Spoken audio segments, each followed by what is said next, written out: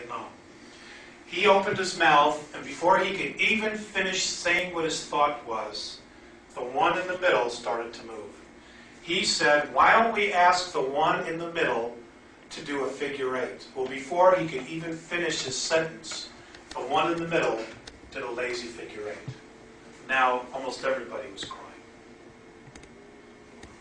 And just as quick as this was open, it just went, and it ended, just like that. And I got to tell you, folks, those 22 people scattered, boom, like this. You know, you turn on the light in a restaurant and you got roaches on the floor, you turn on that light and they scatter. People left like, they were gone, just like that. It was intense. It was really, really intense. And that's when the contact started. A few nights later, I woke up. I had this incredible desire to go hiking. And if you know that area at all, Santa Monica Mountains, you can hike anywhere. There's not a lot of homes. And I grabbed the dog. It's 2 o'clock in the morning. It was a full moon. And I went to this area off a Mulholland Highway. Walked on the trail, had my flashlight in case I needed it, my pack with water, and the dogs. And we come around this bend, and there's the Sayas standing in the pathway. And that's when the contact started all over again. And they've been consistent since then.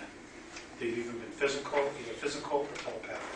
As far as physicals, I've had over 187 physical contacts. The last 2 months, I've had 4. They've all been telepathic. Do you know if anybody else in that group has had contacts and so on? I don't know. I don't know. I know that Sayas and Mornay are talking to 4 people on Earth. There's one in North America, which I assume is me. There's one in South America. There's one in Asia and one in Europe. And they're just one group that's contacting the Earth. The Pleiadians are, the Syrians are, Arcturians are, a group from Tau Ceti is. There are other groups that are contacting different people. Yes, sir. You read a lot of articles about these aliens in the White House, you know. You mean like the rag magazines? Yeah, the tab, you know, you see all these people being pulled out of, you know, other contacts, other people are claiming that they've been going to space. I honestly don't believe that the White House, the President of the United States, has ever met an alien. A live alien. I think Richard Nixon, well, George Bush, obviously, because of his having been director of the CIA. But I think Richard Nixon was really, other than George Bush, the only real president that knew anything. I think Reagan knew a tiny bit. But you got to understand that most of that alien information is classified, my understanding is Q6 or above. The president is a Q5. He can't even go to Area 51. His security clearance isn't high enough for the president to go to Area 51 in Nevada.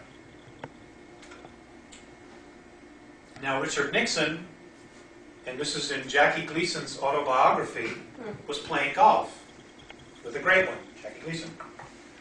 And apparently they had a few drinks or a few cigars. And anyway, they got in a limousine, and he took Jackie Gleason to Hempstead Air Force Base in Florida. And they took him to an unmarked hangar. They went downstairs several floors, and he actually showed Jackie Gleason in a cryogenic storage the bodies of 4 aliens.